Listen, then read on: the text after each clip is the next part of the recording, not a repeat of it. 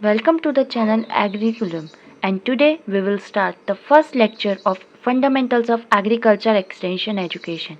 And the topics that are covering is the education, types of education, extension and features of extension. So let's start with our first slide, that is education. The term education that originates from educare, educatum and it is considered as Latin words and the Greek words means to bring up and to raise, and the educative Greek word means the art of teaching. As we talk about the father of modern education, the father of modern education is Johann Heinrich Pestalozzi.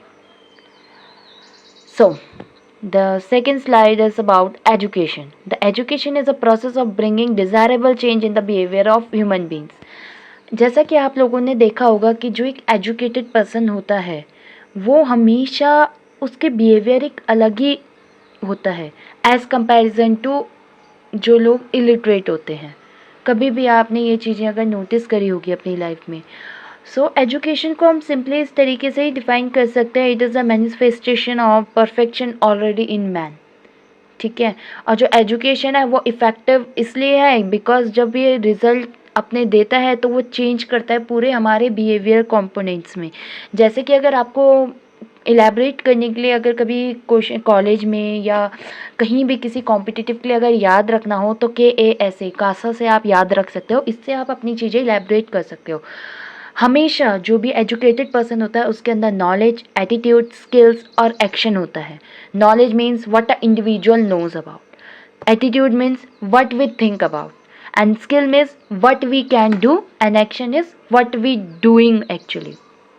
Okay, so let's come to the types of education part. There are three types of education: formal education, non-formal education and informal education. So let's talk about the formal education. Formal education हमारी वो education होती है जो highly institutionalized होती है और uniformly होती है, ग्रेडेड होती है, हायरार्किकली स्ट्रक्चर्ड होती है. ठीक है.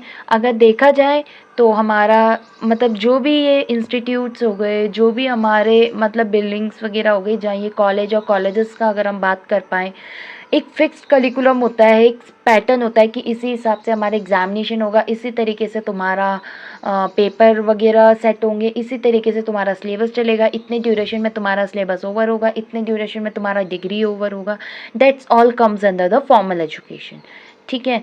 अब आते हैं नॉन फॉर्मल एजुकेशन के बाद. तो नॉन फॉर्मल एजुकेशन वो एजुकेशन होती है एक पर्टिकुलर सिलेक्टेड टाइप की लर्निंग प्रोवाइड की जाती है कुछ ग्रुप्स पॉपुलेशन में जिस तरीके की उनकी नीड होती है. जैसे हमारे पास कुछ स्टूडेंट्स आते हैं कुछ दिन के लिए और वो चाहते हैं कि हम उन्हें इंग्लिश पढ़ाएं, तो हम उन्हें पर्टिकुलर इंग्लिश का ही कोचिंग प्रोवाइड करेंगे. ऐसा तो नहीं है कि हम उसे साइंस प्रोवाइड करें. तो that's all about the non formal education. It is a practical and problem oriented education. It is outside the formal education system. Like इसमें कोई सिस्टमैटिक नहीं होता है कि हाँ इसमें ये होगा, इसमें वो होगा. आपको बस जितना चाहिए आपको उतना पढ़ा दिया जाता है. That's all about. Now comes about the informal education. तो informal education life long educational process होता है जो डेली एक्सपीरियंस और एक्सपोजर से हमें मिलता है. डे टू डे प्रोसेस होता है इसमें लर्निंग का. इसमें कोई फिक्स करिकुलम नहीं होता. देखा जाए तो नॉन इनफॉर्मल एजुकेशन और इनफॉर्मल एजुकेशन में थोड़ा ही डिस्टेंस है, ज़्यादा डिस्टेंस नहीं है.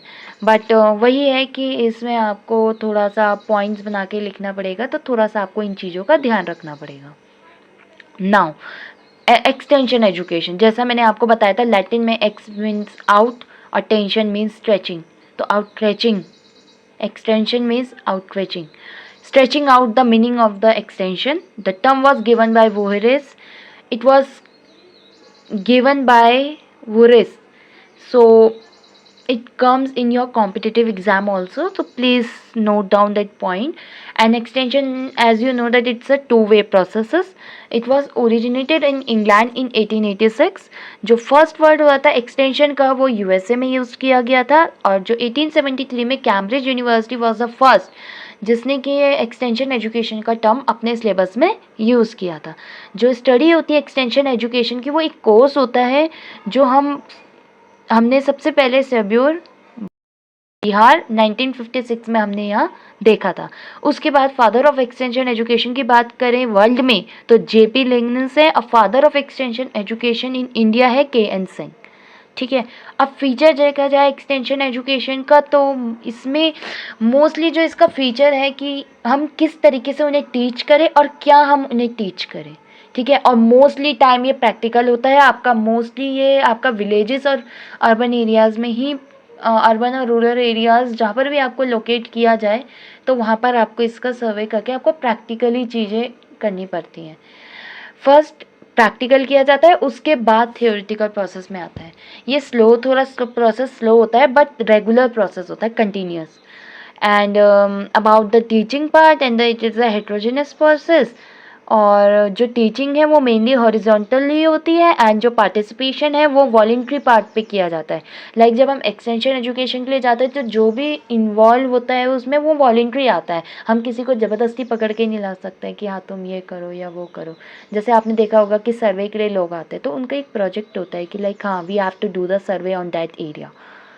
तो study of the problems of farmer, like it's a non formal education but मैं आपको पहले ही बता दूं फीचर इसमें एक्सटेंशन एजुकेशन में simply as we see in the रावे that is your 7th semester में आप देखेंगे तो आपका होगा एक एग्री इंडस्ट्रियल एक्सपीरियंस और उसके बाद आता है आपका विलेज अटैचमेंट। तो विलेज अटैचमेंट में आपको एक विलेज अलॉट किया जाएगा, उसका आपको सर्वे करना होता है similarly like the extension activity. But जो एक्सटेंशन एजुकेशन होता है वो थोड़ा फॉर्मली चलता है। इसमें तो हम नॉर्मल जाके सर्वे करेंगे और अपना रिपोर्ट तैयार करके टीचर को देना होता है। बट एक्सटेंशन एजुकेशन की बात करें तो एक्सटेंशन एजुकेशन में आपका जो भी मतलब प्रॉपरली गाइडेंस के थ्रू जो भी आपका मेंटर अलॉट करेगा आपको उसके थ्रू प्रॉपर सर्वे करके आना होता है।